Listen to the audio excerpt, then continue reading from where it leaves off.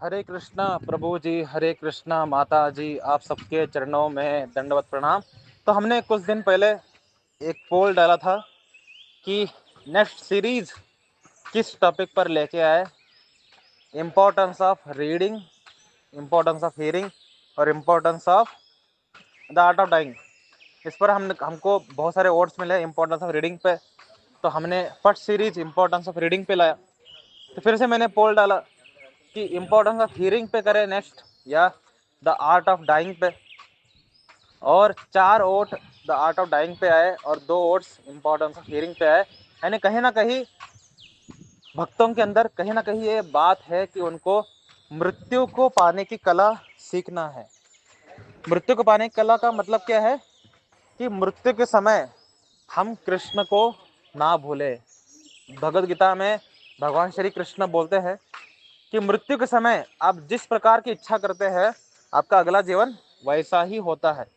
तो अगर हम मृत्यु के समय कृष्ण का स्मरण करें तो हम कृष्ण के लोग जाएंगे, और मृत्यु के समय हम अगर कुछ भी स्मरण करें कृष्ण के अलावा तो हम वहां पर जाएंगे और हमारा जीवन संपूर्ण नहीं होगा। यानी हम पूरा जीवन भक्ति करते रहे, मृत्यु के समय एकदम से हमें कुछ और याद आ गई तो हम कुछ और बन जाएंगे। इसका इसका बहुत जबरदस्त उदाहरण कौन है? हमारे भरत महाराज।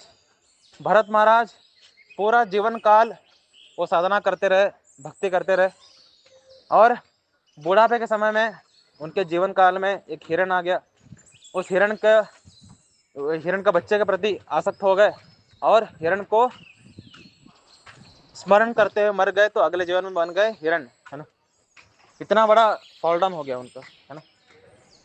मतलब एकदम एंड में थे भक्ति करके मोक्ष प्राप्त करने के, और डिले हो गया, हिरण बन गए। उसके बाद फिर से इंसान बनना पड़ा, इतना इतना माथाफोड़ी करना पड़ा उनको, है ना, गलती की वजह से, हिरण के प्रति आसक्ति की वजह से, है ना। इस तरीके से हम भी अनेकों आसक्ति में बन सकते हैं, और मृत्यु के समय हम जो मेन भक्ति करने के लिए आए थे भाई, हम यहाँ पे हम इस्कॉन जुड़े क्यों थे, हम इतना नाम जप करे क्यों, सब कुछ भुला करके मृत्यु के समय कुछ और चीज के ऊपर फोकस करने लगे तो गए काम से, है ना। भरत महाराज इतने एग्जॉल्टेड थे कि जब वो हिरण बने नेक्स्ट लाइफ में, तब भी उनको याद था कि मैं कौन। हम हम इतने हम इतने लकी नहीं होंगे कि हमें अगले जन्म में याद होगा कि हम कौन है ना। तो हम तो फंस ही गए पूरा माया में, है ना। इसलिए द आर्ट ऑफ डाइंग इस सीरीज की अत्यंत इम्पोर्टेंस है, शायद कहीं ना कहीं भक्त जानते हैं। और दूसरा मुझे लग रहा है कि जिस तरीके से वार चल रही है ईरान और अनेकों देशों के बीच में, एक ऐसी टेंशन भरी माहौल है हर एक व्यक्ति के अंदर कि कभी भी वर्ल्ड वार 3 शुरू हो सकती है, और वर्ल्ड वार 3 शुरू हो गया तो मृत्यु तो नज़दीक है सबका, है ना। हम जो स्वच्छंद रूप से प्लाटिंग कर रहे हैं कि शादी करेंगे, बच्चे 10-15 बच्चे पैदा करेंगे, है ना, बिजनेस खड़ा करेंगे, ऐसा धुंधला धुंधला नजर आ रहा है अब तो, है ना, क्योंकि वर्ल्ड वार 3 हो गई, खत्म है सब कुछ, है ना। वर्ल्ड वार 3 में जो लोग मर जाएंगे वो लकी है, जो वर्ल्ड वार 3 में बचेंगे वो सबसे बड़े नामुराद लोग होंगे, है ना। क्योंकि वेपन्स के जब भी कहीं पर अणुबम गिरता है, वहाँ के अनेकों जनरेशन्स आड़े टेढ़े पैदा होते हैं, और उनको उस अणुबम के जो केमिकल रिएक्शंस है उनको सहना पड़ता है।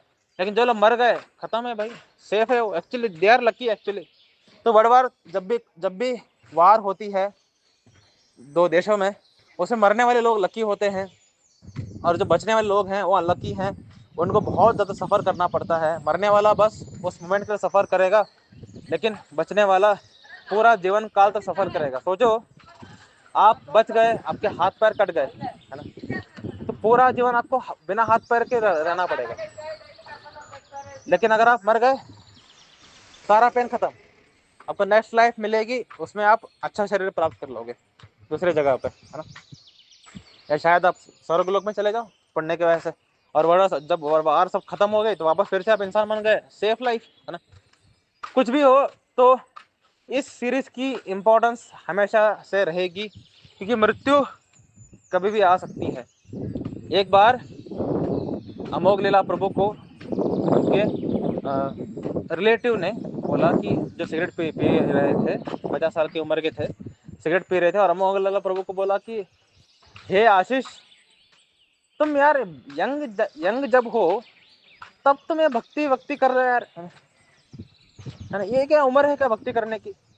तो अमोघलाल प्रभु ने बोला, आप कितने साल के हैं? 55। मतलब आप भक्ति करने की उम्र में हैं, आप आपका सिगरेट मुझे दीजिए और ये चैंटिंग क्या बैग आप लीजिए और आप चैंटिंग करिए, मैं सिगरेट फूकता हूँ। उन्होंने बोला तुम्हें जो करना है करो, है ना। तो इस जोक का मीनिंग ये है कि उनको लग रहा है कि यंग व्यक्ति को भक्ति नहीं करना चाहिए, बूढ़े व्यक्ति को भक्ति करना चाहिए, क्योंकि बूढ़ा व्यक्ति मृत्यु के नजदीक है। लेकिन अमोघलाल प्रभु बोलते हैं क्या आप इस दुनिया में नहीं देखते कि यंग लोग नहीं मर रहे, है ना? हमने तो अनेकों यंग लोगों को एवरीडे मरते हुए देखा है ना। तो हर कोई मृत्यु के नजदीक है ना। वो चाहे यंग हो, वो चाहे बूढ़ा हो, वो चाहे स्त्री हो या चाहे पुरुष हो, हर कोई मृत्यु के नजदीक है। वो बस भ्रम में है कि वो हमेशा जीने वाला है ना।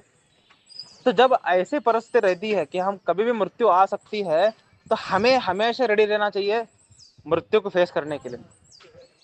और द आर्ट ऑफ डाइंग इस सीरीज का महत्व ही यह है कि आर्ट ऑफ डाइंग को अगर आपने क्रैक कर लिया, मृत्यु को प्राप्त करने की कला अगर आपने जान ली, देन मृत्यु कभी भी आए, अभी इस मोमेंट में जब ये रिकॉर्ड कर रहा हूँ, उस मोमेंट में भी मृत्यु आ जाए, मुझे कोई डर नहीं है।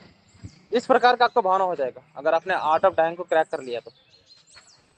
इतनी खास बात है आर्ट ऑफ डाइंग का। मैंने जब ग्रुप में बोला आर्ट ऑफ डाइंग पे करे या इम्पोर्टेंस ऑफ रीडिंग पे, हियरिंग पे करे, कुछ डिवोटी ने इम्पोर्टेंस ऑफ हियरिंग पे बोला, तब मैंने खुद बोला कि आर्ट ऑफ डाइंग कितना इंपॉर्टेंट आपको पता भी है ना। इंपॉर्टेंस ऑफ हियरिंग से ज्यादा आर्ट ऑफ डाइंग एक्चुअली, है ना। अगर आपने द आर्ट ऑफ डाइंग, मृत्यु को प्राप्त करने की कला ही नहीं जानी, देन आप साधना करते करते मृत्यु प्राप्त कर लोगे तो भी आपको वैकुंठ धाम नहीं मिलने वाला, है ना। क्योंकि साधना करते करते हमारे अंदर अनेकों भौतिक इच्छाएं होंगे, और भौतिक इच्छाओं की वजह से हम मृत्यु के वक्त कृष्ण को याद नहीं करेंगे और हम भौतिक इच्छाओं को ही याद करेंगे, गिर गए भक्ति से। So the art of dying, मृत्यु को प्राप्त करने की कला, इस पर हम चर्चा करेंगे। स्पेशली ये पर्टिकुलर जो फर्स्ट ऑडियो है, इसमें मैं बस द आर्ट ऑफ डाइंग इस चीज़ की महत्व को एस्टैब्लिश करूंगा। एग्जैक्टली करना क्या है हम इसको नेक्स्ट ऑडियो से ही जानेंगे, ठीक है। तो मृत्यु को प्राप्त करने की कला क्यों जरूरी है? क्योंकि गरुड़ पुराण में लिखा हुआ है कि अगर कोई व्यक्ति संसारिक इच्छाओं को बहुत रखा हुआ है अपने हृदय में, तो जब आत्मा उस शरीर को छोड़ रही होती है, तो उस व्यक्ति को 40,000 बिच्छू एक साथ डंक मारने जितना पेन होता है। जो व्यक्ति के अंदर अनेकों भौतिक इच्छाएं बने हुए हैं और मृत्यु आ गई उसके सामने, तो यमदूत जो है उसके आत्मा को खींच रहे हैं बाहर। तो आत्मा को खींचने के वक्त उस शरीर को 40,000 बिच्छुएं काटने जितना पेन होता है। यानी अगर कोई व्यक्ति मृत्यु को प्राप्त करने की कला ना जान पाया, तो अत्यंत पेन अनुभव करते हुए वो शरीर को त्याग करेगा। हमने अपने खुद के दादाजी को देखा हुआ है, दादी जी को देखा हुआ है। दादाजी जब मृत्यु को प्राप्त किए, तब उनके मुख से काला खून निकल रहा था, काला खून। यानी इमेजिन, काला खून कभी होता है क्या? हमारे दादाजी के मुख से काला खून निकल रहा था, क्योंकि यमदूतों ने उनके उनके मुख से ही आत्मा को बाहर निकाला था, और उनके अंदर भौतिक डिजायर्स थे, तो बहुत तड़प करके उनका हृदय टूट गया था अंदर, और काला खून के रूप में बाहर आ रहा था। हमारे दादी जी जब मृत्यु को प्राप्त किए, तो इतने डर गए थे कि उन्होंने स्टूल पास कर दिया, है ना। इतना डर गए थे, इतना इतना उनको पेन हो रहा था, उस पेन के चक्कर में उन्होंने स्टूल पास कर दिए, है ना, मृत्यु के समय। तो ये क्या है? ये मृत्यु के समय इतना भयावह हो जाता है कि शरीर, आत्मा जो है वो शरीर को छोड़ना नहीं चाहता है, और जो यमदूत हैं आत्मा को खींचना चाहते हैं बाहर, और इस दोनों के चक्कर में वो शरीर बेचारा इतना तड़प रहा होता है, कोई कल्पना भी नहीं कर सकता। आपको कभी एक बिच्छू ने भी काटा हुआ है, कभी डंक मारा है? मुझे मुझे बचपन में उसका अनुभव हो चुका है। जब बिच्छू डंक मारता है ना, आपको लग रहा होता है कि मुझे बस उस भाग को काट करके निकाल देना अपने शरीर से, इतना पेन हो रहा होता है। आपको अगर कभी बिच्छू ने डंक मारा है अपने जीवन में, आपको बस एक ही फीलिंग होगा कि मुझे उस शरीर के भाग को काट के निकाल देना है, क्योंकि आपको किसी भी चीज में फोकस ही नहीं लगता। तो चाहे नींद हो, वो चाहे खाना हो, कुछ भी हो, आपको हमेशा वो पेन इतना ज्यादा सताता रहेगा, आपका लगना शुरू हो जाएगा कि कोई मुझे इस शरीर के भाग को निकाल के फेंक दो, इतना पेन हो रहा होता है। जस्ट इमेजिन, ऐसे 40,000 बिच्छू आपको एक साथ काट रहे हैं शरीर के हर भाग को, तो शरीर क्या ही पेन अनुभव करता होगा, है ना, है ना। क्या हमें इतना पेन अनुभव करते हुए मरना है? अगर हमारे अंदर भौतिक डिजायर है तो आत्मा उस शरीर को छोड़ने की इच्छा नहीं करता, और यमदूत खींच के निकाल रहे होते हैं। अल्ट्रा पेन शरीर पर अनुभव कर रहा होता है कि हम अभी आत्मा के रूप में शरीर के अंदर है, तो हम खुद इसको अनुभव कर रहे होते हैं। तो आर्ट ऑफ डाइंग जानना अत्यंत इम्पोर्टेंट है कि मृत्यु के समय हमने देखा हुआ है लोग तड़प रहे होते हैं, रो रहे होते हैं, है ना। आपने कभी बूढ़े लोगों के मृत्यु को देखा हुआ है? मैंने अनेकों बूढ़े लोगों की मृत्यु को देखा हुआ है। मैं एक्चुअली बचपन से ही मृत्यु ये विषय बहुत ज़्यादा फैसिनेटिंग करता था। मैं हमारे जितने भी समाज से जो न्यूज़ आती थी कि ये लोग मर गए, ये लोग मर गए, मैं खुद जाता था शमशान को, जा करके वहाँ पर लोगों को देखता रोते हुए, और कभी कभी जो लोग मर रहे होते उनको देखता। जितने भी बूढ़े लोग हैं जिनका ऑलमोस्ट पतले हो चुके हैं, उनका स्किन ऑलमोस्ट हड्डियों को टच कर रहा है, ऐसे लोग बिलक बिलक करके रो रहे होते हैं, चीख रहे होते, चिल्ला रहे होते हैं, उनको उतना पेन अनुभव हो रहा होता है। ये सब अनुभव क्यों हो रहा है? क्योंकि वो व्यक्ति शरीर से बहुत ज़्यादा अटैच है और उसको मृत्यु को प्राप्त करने की कला पता नहीं है, उसको मृत्यु को प्राप्त करने की कला ही पता नहीं है, इसी वजह से वो इतना पेन अनुभव कर रहा है। हाँ। तो अगर हम मृत्यु को प्राप्त करने की कला जान लें अभी से, देन हम कभी भी किसी भी क्षण मृत्यु आए हम उसके लिए रेडी रहेंगे, और शरीर से बाहर जब आत्मा निकल रही होगी हम उसको अलाउ कर देंगे, अरे चला जा भाई। हाँ। हम शरीर से अटैच ही नहीं होंगे, है ना। तो ऐसा जरूरी नहीं है कि ये जो कला है एक व्यक्ति भाव अवस्था में ही जाने, है ना। अरे भाव अवस्था में जान लूंगा, अभी लेके क्या करूं, है ना। नहीं, आप इसको कभी भी जानो, इसको इंस्टेंटली आप अप्लाई कर सकते हैं, है ना। ये बहुत विशेष है इसका। ये सब मैं वर्णन कहाँ से कर रहा हूँ? अपने मन से नहीं, मैंने अपने जीवन में 2 किताबें पढ़े हुए हैं डेथ के ऊपर। एक हमारे सदगुरु जी ने लिखा हुआ था डेथ किताब, और उसमें सदगुरु जी ने अपने अनेकों रिलेशन बताए हैं डेथ के ऊपर। बहुत सुंदर किताब है। हालांकि सदगुरु जी के अनेकों बातों से मैं रिलेट नहीं करता, सदगुरु जी के अनेकों बातों से मैं एग्री नहीं करता, लेकिन डेथ पुस्तक ऐसा है जिससे मैं 200% एग्री करता हूँ कि सदगुरु जी ने जो जो बातें बोली हुई हैं डेथ पुस्तक में, that are beyond my words. इतने ब्यूटीफुल शब्द हैं, इतने ब्यूटीफुल कन्वर्जेशन है, इतने ब्यूटीफुल उसमें रिलेशन है सदगुरु जी के। और मृत्यु के लिए जिनके अंदर थोड़ा भी भय है, मतलब हमेशा सबके अंदर होता ही है, सारा भय खत्म कर सकता है जो व्यक्ति डेथ पुस्तक पढ़ लेगा फर्स्ट। उसके बाद हमारे श्रील प्रभुपाद जी का ही एक डेथ पुस्तक है जो कि अभी अभी एक उनकी शिष्य ने लॉन्च किया है, और लॉन्च करते ही थोड़ा हल्का फेमस भी हो रहा है। उस किताब को मैंने थोड़े ही पेजेस पढ़ा हुआ है, उस किताब के पढ़ रहा हूँ, उस किताब के बेसिस पर भी मैं आपको थोड़े बातें बताऊंगा, ठीक है। ये 2 किताब मेरे मेन फाउंडेशनल होंगे। उसके बाद गरुड़ पुराण पढ़ा हुआ है जीवन में, वहाँ से कुछ बातें बताऊंगा, ठीक है। उस तरीके से हम ये जो द आर्ट ऑफ डाइंग, मृत्यु को प्राप्त करने की कला, है ना, इसको हम जानेंगे। इसमें द आर्ट ऑफ डाइंग का मतलब ये नहीं सुसाइड करने की बातें हो रही है इसमें, कि किस तरीके से अच्छे से मरे, अरे इसकी बात नहीं हो रही है। मृत्यु कभी भी आए, फर्क ही ना पड़े, है ना। मृत्यु एक्सीडेंट के रूप में आ सकती है ना। मृत्यु कोई रोग के रूप में आ सकती है, मृत्यु कोई जानवर के अटैक से आ सकती है, मृत्यु मर्डर के रूप में आ सकती है, मृत्यु बुढ़ापे के बाद आ सकती है, मृत्यु किसी के भी रूप में आ सकती है ना, वार के रूप में आ सकती है, एनीथिंग, है ना। लेकिन किसी प्रकार का मृत्यु कभी भी आए हमें फर्क ही ना पड़े, है ना। इस तरीके से कैसे हम अपने चेतना को बनाए, आर्ट ऑफ डाइंग का मेन कर्तव्य ही ये है, ठीक है। तो मैं इस पर्टिकुलर फर्स्ट वीडियो में आर्ट ऑफ डाइंग एग्जैक्टली क्या है इसको मैं एस्टेब्लिश कर रहा हूँ, और इसके बाद हम कुछ ऐसे बातें करना शुरू कर देंगे नेक्स्ट पार्ट से, जो कि अगर आपने सुनना शुरू कर दिया और इसको समझ गए तो आपको लगेगा कि क्या ज़बरदस्त बातें बोल दी, है ना। अब इसके बाद आपके अंदर मृत्यु के लिए कोई भय नहीं रहेगा, वर्ल्ड वार 3 हो, वर्ल्ड वार 5 हो, वर्ल्ड वार 10 हो, है ना, है ना। आप हर एक बॉम्ब को कृष्ण के रूप में देखना शुरू कर दोगे, ये बॉम्ब कृष्ण है ना। आ जा भाई मार दे। तो एक बार हमारे इंद्रदेव और एक राक्षस, उनका नाम मुझे याद नहीं आ रहा है बहुत, because of my greatest memory, है ना। तो इंद्रदेव एक राक्षस के बीच में युद्ध चल रहा था, और राक्षस एक डेवोटी था अंदर से, लेकिन वो जानबूझ करके मृत्यु को प्राप्त करना चाहता था। लेकिन वो जब भी इंद्र के साथ युद्ध कर रहा था, इंद्र को बोल रहा था तुम वज्र क्यों नहीं चला रहे मुझ पे।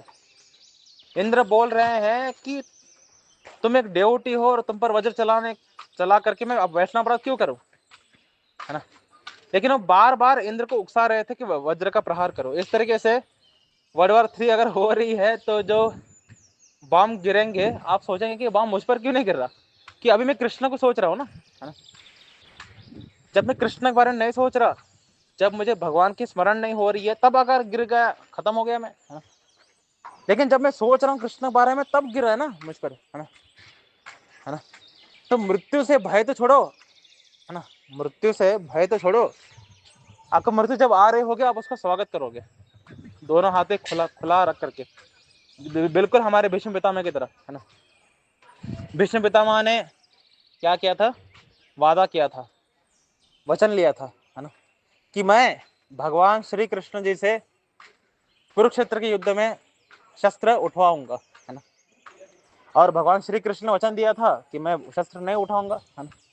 और भीष्म पितामह अपने वचन को पूरा करने के लिए सेकेंड या थर्ड डे में इतना हेवी ड्यूटी अटैक करना शुरू कर दिए, इतना भयंकर अटैक करना शुरू कर दिए कि पांडवों की सेना तड़प तड़प के मरने शुरू हो गई। और इतना भीषण अटैक कर रहे थे कि पांडवों की सेना ऐसा लग रहा था कि आज ही खत्म हो जाएगा पूरा। तो कृष्ण ने बोला अर्जुन रोको उस बूढ़े व्यक्ति को, है ना, भीष्म पितामह को रोको, कितना डेंजरस अटैक कर रहा है ना। लेकिन अर्जुन कांप रहे थे कि उनके दादाजी हैं, कैसे मारे। ये देख करके श्री कृष्ण ने तुरंत अपना स्वर्ण चक्र निकाल दिया, है ना, अगर तुम नहीं मारोगे तो मैं खत्म कर दूंगा इसको। ये देखते ही हमारे भीष्म पितामह ने क्या रिस्पॉन्स दिया, तुरंत चरणों पर बैठ गए और हाथ आगे करके खुशी खुशी से बोलने लगे हे केशव मार दो। यही तो चाहता हूं मैं, है ना, तुम्हारे स्मरण करते हुए, तुम्हारे दर्शन करते हुए मरना ही तो मेरा एकमात्र इच्छा है ना। और भीष्म पितामह ने मरे भी कैसे, पूरे, है ना, पूरा शरीर उनका बाणों के शैया पर लेटा हुआ था, और श्री कृष्ण को देखते हुए, श्री कृष्ण का स्मरण करते हुए उन्होंने शरीर त्यागा। उनकी वही इच्छा थी और श्री कृष्ण ने उनका इच्छा पूरा किया। लेकिन जब कुरुक्षेत्र के युद्ध में श्री कृष्ण ने स्वर्ण चक्र उठाया, उन्होंने तुरंत एक्सेप्ट कर लिया, मार दो, है ना। यही चाहता हूं मैं, कृष्ण को देखते हुए मरना, है ना। तो जब भी मृत्यु आएगी कहीं से भी, वो एनिमल के रूप में हो, वो बॉम्ब के रूप में हो, मर्डर के रूप में हो, है ना, एक्सीडेंट के रूप में हो, आप उन सबको कृष्ण के रूप में देखना शुरू कर दोगे, है? आप उस सबको, एवरीथिंग, उन सबको आप कृष्ण के रूप में देखना शुरू कर दोगे। और मृत्यु के समय क्योंकि आप कृष्ण के रूप में देख रहे हैं, कृष्ण का स्मरण हो जाएगा और आपको तुरंत वैकुंठ जगत मिल जाएगी। ये इस सीरीज में हम कुछ ऐसे हैक्स, कुछ ऐसे बातें आपको बताएंगे, प्रैक्टिस मटेरियल देंगे, जिसको समझ करके अगर आप प्रैक्टिस करना शुरू कर दिए अपने एवरीडे साधना में, देन मृत्यु कभी भी आए आप उसका स्वागत करोगे और तुरंत धाम चले जाओगे, है ना। इतने ब्यूटीफुल पॉइंट्स मैं इस सीरीज में लाऊंगा, ठीक है।